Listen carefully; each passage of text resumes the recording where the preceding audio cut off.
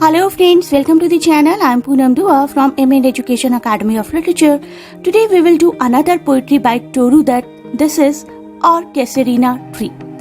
I have given Toru Dutt's introduction in previous two videos of poetry, Sita and Lotus. So we will start directly today with this poem Or Casuarina Tree.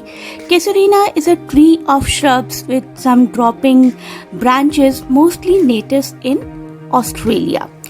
इस poetry में हम इस tree के बारे में पढ़ेंगे. Of course जैसा कि टाइटल हमें सजेस्ट कर ही रहा है, ये पोएट्री पब्लिश हुई थी उसी कलेक्शन में जिसमें हमारी प्रीवियस टू पोएट्रीज भी पब्लिश हुई थी, ancient ballads and legends of Hindustan 1882 में. It is one of her I can say most famous poems, and it describes a tree near the speaker's home that she associates heavily with the memories of her childhood, sad childhood I must say, because two of her siblings that she loves dearly since died. I told you in previous video her sister died at the age of 20 and her brother at the age of 14. So as I told, this is a poetry about a tree, and these are the opening lines.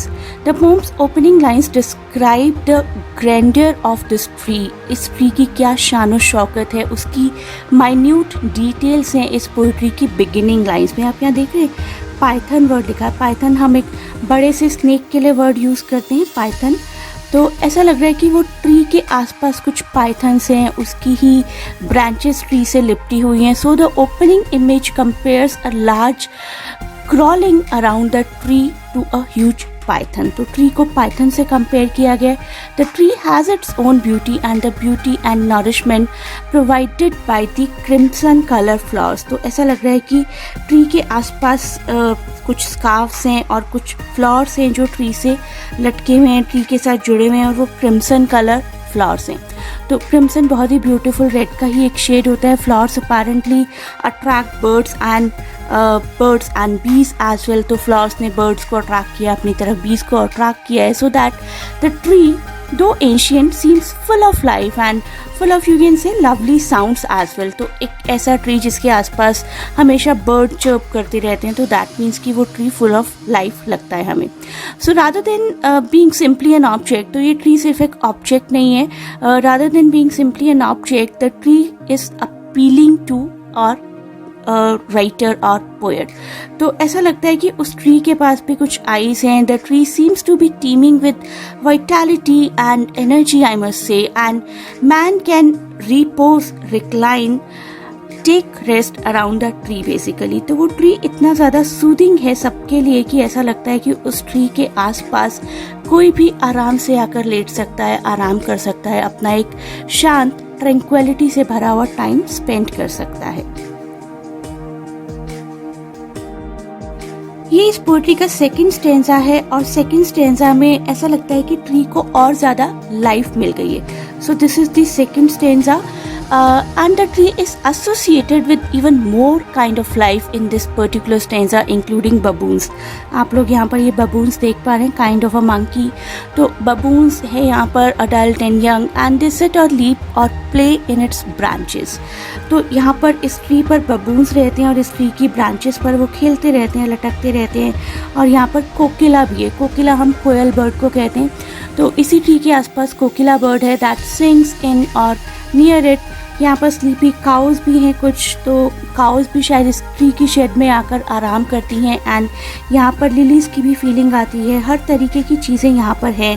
हर कोई इसकी shadow में आराम करना चाहता है. ठीक है. So the tree in other words is at the context of a, you can से, कॉम्प्लेक्स हारमोनियस इकोसिस्टम. तो पूरा का पूरा इकोसिस्टम हमें इस ट्री में देखने को मिल जाता है. A natural environment in which humans do feel right at home. तो ह्यूमन्स, काउज, किसी भी तरीके के बीज, बर्ड्स, एनिमल्स, हर कोई यहाँ पर एक घर जैसा कंफर्ट पाता है. This tree seems beautiful and sustaining no matter the time of day or the change in season. तो कुछ भी हो, ये ट्री हमेशा ही ब्यूटीफुल लगता है, नो मैटर क्या सीजन है, क्या टाइम है. अब हम लोग पहुँच गए हैं स्टेंजा 3 की तरफ. स्टेंजा 3 है ये जो हम पढ़ रहे हैं एट प्रेजेंट, और स्टेंजा 3 क्या करते हैं, स्टेंजा 3 और ज़्यादा एम्फेसाइज करता है उन सब कंफर्ट्स को जो कि हमारी पोएट को फील होते हैं। It emphasises the trees connection with persons the speaker specially love और लव्स। अर्लियर हमने पिछले पैराग्राफ में क्या देखा, यंग बबून्स थे वहाँ पर, young baboons were said to play in the tree, now the tree is associated with the play of human children. At the thought of their deaths, आप सभी लोग जानते हैं कि हमारी पोएट के सिबलिंग्स की डेथ बहुत अर्ली एज में हो गई थी, तो वो उनके बारे में सोच रही हैं। At the thought of their death and their past memories, even the tree seems to lament and give an eerie kind of speech. तो ऐसा लगता है कि अपने कंपेनियंस के बारे में सोच रही है हमारी पोएट, और उनको ऐसा फील होता है कि ये ट्री भी लेमेंट करता है, ये ट्री भी सैड फील करता है और किसी तरीके की एक स्पीच देता है, एक ऐसी आवाज़ निकालता है जैसे हमारा ट्री भी रो रहा है at the loss of our poet. Means tree also feels sad that there is a strange and frightening sound from the tree. Toru Dutt has brought out the theme of nature as something that shares feeling with humans. तो Toru Dutt कुछ ऐसी images create कर देती हैं जिससे ऐसा लगता है कि ट्री में भी ह्यूमंस की फीलिंग है, ट्री में भी वो सब मेमोरीज हैं, ट्री के भी टीयर्स निकलते हैं। तो ऐसी फीलिंग्स की ट्री को पर्सोनिफाई कर दिया विद दोज फीलिंग्स हमारी इस पोएट ने। Now this is the fourth stanza of our poetry, और इस स्टेंजा में हम क्या देखते हैं कि ट्री को और ज़्यादा शान प्रोवाइड कर देगी। In this stanza the poet continues with the description of how strong the image of tree is. She is full faith, she is in full faith with this tree, not only with this tree but maybe with nature as a whole. So even when in lands far away, तो काफ़ी distant place में रह रही हैं वो आजकल, तो France और इटली में उन्होंने अपनी स्टडीज़ की थी। Even when in lands far away, even in France and Italy where the poet studied, she can hear the trees lament. तो वहाँ पर मून के नीचे वो किसी शोर पर है और वहाँ पर भी उन्हें इस डिस्टेंट प्लेस में इस ट्री की आवाज़ें सुनाई दे रही हैं, इस ट्री का दुख सुनाई दे रहा है। The poet wishes to consecrate the trees memory and importance for the sake of those who are now dead. तो हमारी पोएट क्या चाहती हैं कि इन यादों को अपने दिल में बनाए रखना चाहती हैं, for the sake of those, for the sake of her siblings who are now dead, and she looks upon her death as well. और ये एक तरीके की आयरनी ही कही जाएगी कि उनकी खुद की भी डेथ बहुत ही जल्दी हो गई। तो हम कह सकते हैं कि इस स्टेंजा में बेसिकली वो फ्रांस या इटली में रहकर भी इस ट्री को याद कर रही हैं, और इस ट्री को वो कह रही हैं कि I saw the in my own native climbs. तो क्लाइम क्या होता है? क्लाइम एक लॉन्ग हॉलीडे होता है जब आप एक लंबा सा ब्रेक ले लेते हैं। तो ऐसा लगता है हमारी पोएट्स को कि इस ट्री के पास आकर उन्हें holiday kind of, relaxation kind of, या एक तरीके का रेस्ट फील होता है। May be the poet is thinking about the own long holidays, that is death as well. Unfortunately, the poet really died herself at the age of 21 in 1877. अब हम आगे इस पोइट्री के 5th पैराग्राफ की तरफ और देखते हैं इस पैराग्राफ में हमारी पोएटेस ने इस ट्री के बारे में क्या कहना चाहे। The poet wishes to consecrate, consecrate का मतलब होता है डिक्लेरेशन देना एक तरीके की। The poet wishes to consecrate means declare the tree's memory and importance for the sake of those who are now in blessed sleep. Blessed sleep से मतलब आप समझ ही गए होंगे, जो अभी dead हैं means dead, those dead were dear to the poet rather than her own life. So she immortalizes the tree through this poem like how Wordsworth synthesized the yew tree of Borrowdale. तो Wordsworth ने भी बोरोडेल के कुछ trees, उन trees को you tree बोला जाता था, उन पर एक पोएट्री लिखकर उन ट्रीज को अमर कर दिया था। उसी तरीके से हमारी पोएट ने कह सकते हैं कि कैसरीना ट्री को बिल्कुल ही अमर कर दिए। Speaker tells us how she longs for, how she yearns to return to this particular casuarina tree.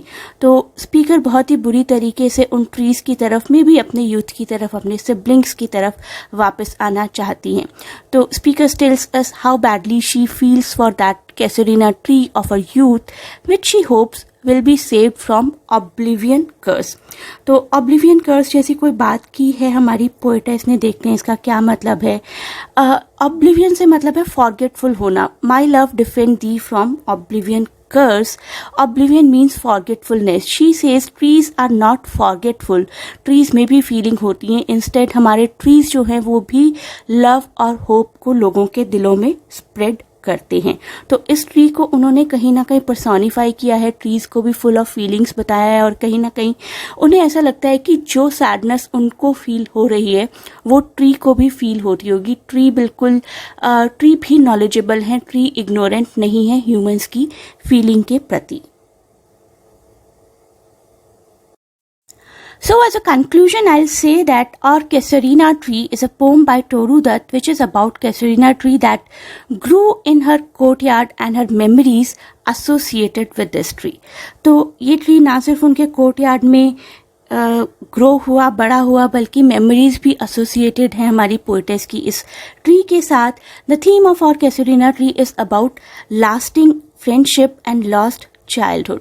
The casuarina tree, we can say, is a symbol of their friendship, everlasting friendship, I must say, and thus she writes a kind of ode to it, a kind of poetry that she has dedicated not only to the tree but to her siblings as well.